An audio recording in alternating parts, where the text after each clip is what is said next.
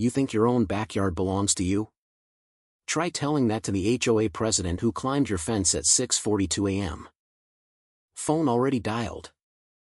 Screaming that you're denying community access to the pool you rebuilt with your own hands. My name's Alex. I'm a freelance graphic designer who spent years in a toxic open-plan office where a coworker's rumor almost cost me my career, false accusations, whispered campaigns. The works. When I finally cashed out my savings and bought this little house on the edge of Willow Creek, the selling point wasn't the 3 bedrooms. It was the single line in the county records, parcel not subject to HOA covenants, grandfathered easement. No dues. No monthly newsletters. No Karen telling me what color my trash cans had to be. Just quiet. And a cracked, half-dead concrete rectangle in the backyard that I turned into my personal sanctuary. I spent 6 months tearing it out. Replumbing. Tiling. Building the fence myself. Every weekend. Every late night. Every blister. It was an Instagram luxury. It was the first place in years where the world didn't feel like it was leaning on my shoulders.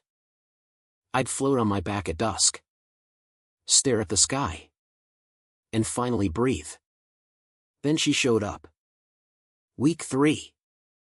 I was pressure washing the deck in board shorts and work boots when I heard heels on gravel. Sharp. Purposeful. Like someone marching to a battlefield they'd already won in their head.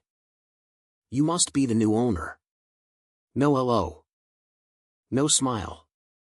Just a clipboard and a voice that sounded like it had been practicing disappointment for decades. Karen Andrews. HOA president for 12 straight years. Real estate agent by day. Self-appointed neighborhood hall monitor by well. Every waking hour. Pearls. Pastel cardigan. Hair sprayed into submission. The kind of woman who calls 311 on dandelions. I wiped sweat off my forehead. Yeah. Can I help you? She tapped the clipboard. We'll need to schedule a compliance review before any further structural modifications. Pool fencing must be uniform height. Approved stain only. And the water feature requires a separate permit under Section 7.4 of the covenants. I actually laughed, nervous. Surprised. Ma'am. I'm not in the HOA. County map's clear. This parcel's outside the boundary. Her head tilted the exact way people do when reality dares to disagree with them. Oh. You'll understand how things work once you attend the next board meeting. She was already writing. I saw my name appear under initial violation notice. That was the first seed. I didn't know yet it would grow into something that almost choked the life out of my new start. The notices started arriving like clockwork. Windshield. Mailbox.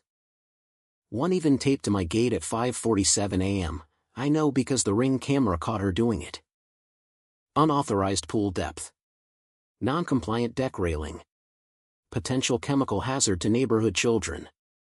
None of it applied. All of it signed with that looping KA. That looked like it had been practiced for maximum intimidation. Then the whispers. Mom's crossing the street when I walked to the mailbox. The guy 2 doors down suddenly too busy to wave. A group chat screenshot accidentally forwarded to me, Karen typing.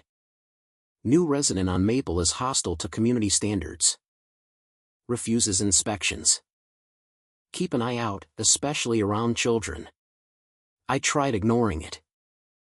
I'd been the target of rumors before, I knew silence was sometimes the only weapon. But silence only works until someone decides your backyard is public property. Saturday morning. I was skimming the pool when I heard the gate latch click, my locked gate. I turned and there she was. Inside the fence. Clipboard out. Phone recording. 2 neighbors trailing behind her like reluctant bodyguards. See, she announced to them. He's denying access again. This pool should be available to all residents under the shared amenity clause. One neighbor, Mark, looked mortified. Karen, I don't think. She cut him off. We're documenting. For the children. There were no children. There hadn't been children in this cul-de-sac in 8 years. But for the children was her favorite shield. I kept my voice even. You're trespassing. Leave.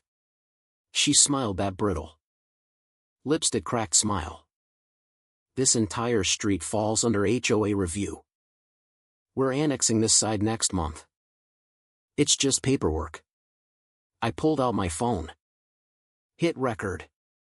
Say that again on camera. Please. Her eyes narrowed. She stepped closer to the pool edge, almost daring me to push her in. You can't intimidate me. I'm protecting the community. That's when I noticed the faint floral perfume drifting across the water, the same scent that had been lingering near my fence for weeks. I didn't yell. I didn't call the cops yet. I just stood there, letting the camera roll, while she posed like a queen inspecting her new territory. She left eventually, chin high, promising escalation. She wasn't kidding. The next escalation came at 6:42 a.m. The following Wednesday. I walked outside in pajamas, coffee in hand, and heard shouting. Not from the street. From inside my pool area. Karen. Sunglasses on. Phone to ear. Gate somehow open. Later we learned she'd borrowed a key from the previous owner's lockbox she'd never returned. Yes. Send officers. He's denying community access. He's aggressive. I fear for my safety. She pointed at me like I'd just robbed a bank. I stood frozen for half a second. Then opened my own phone. 4 cameras. 3 angles. Timestamp glowing, 6 hours 42 minutes and 17 seconds. Audio crystal clear. I let her finish her performance. When the cruiser pulled up, lights flashing, she straightened like this was her Oscar moment. The first officer stepped out. What's going on here? Karen lunged forward. He's hostile. He won't let us inspect the pool. He's endangering the neighborhood. The officer looked at me. I was still in pajamas. Coffee untouched. Hands visible. Sir? I held up my phone. Before we go further, I'd like to show you something. Karen scoffed. Here we go with the conspiracy theories. I played the footage. Her climbing the fence. Her using the spare key. Her standing where she was standing right now. Recording me. Saying on camera. This pool belongs to the community whether he likes it or not. The second officer leaned in. Ma'am, this is your voice? Karen's face went from righteous to ashen in 2.3 seconds. I handed over the county map. The easement highlighted in yellow. The grandfather clause in black and white. The first officer read it. Looked at Karen. Then back at the map. Ma'am. This property is not under HOA jurisdiction. Silence. The kind that makes your ears ring. Karen's mouth opened. Closed. Opened again. That can't be right. I've been president for 12 years. Everyone on this street. Everyone except this parcel, the officer said. Almost gently. Her voice cracked. I am the president. I control. The second officer held up a hand. Ma'am. You just trespassed. You filed a false police report. You've been documented entering private property multiple times. We're going to need your ID. That's when the mask shattered. She spun toward the growing crowd. Half the street had wandered out in robes and slippers. I did this for all of you. For the children. He's keeping a luxury amenity to himself while the rest of us follow the rules. A dad in the back called out. Karen. There are no kids on this street. Her eyes darted wildly. It's the principal. The first officer sighed. Principal doesn't override the law. She started listing every rule she'd ever enforced. Voice rising. Tears mixing with mascara. The vice president, quiet Mr. Patel, stepped forward looking physically ill. Karen, we never approved any of this. She rounded on him. You said take action. I said talk to the city planner. Not break into someone's yard. The officers exchanged the universal "we've seen this before" look. They escorted her off my property. Not in cuffs, yet, but with the clear warning that charges were coming: trespassing, harassment, false report, misuse of 911. The group chat exploded by noon. Emergency board meeting. Karen removed as president 11-0. HOA itself facing state investigation for failure to verify boundaries.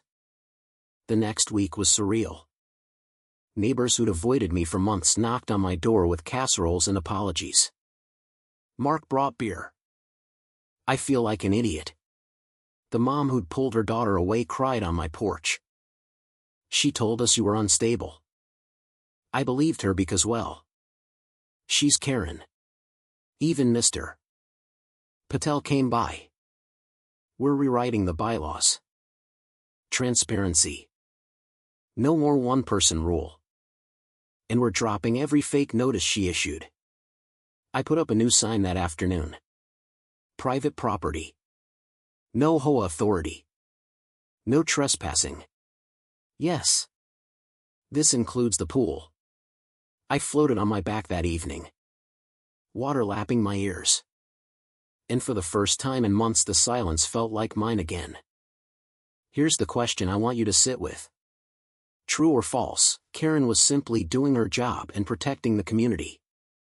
Or was she the one who turned a quiet street into her personal kingdom and paid the price when the kingdom pushed back? Drop your verdict in the comments. Because somewhere out there, another Karen is eyeing your fence line right now, and the only thing standing between her and your backyard is whether you decide to document everything. See you in the next one. Stay petty. Stay legal. Stay free.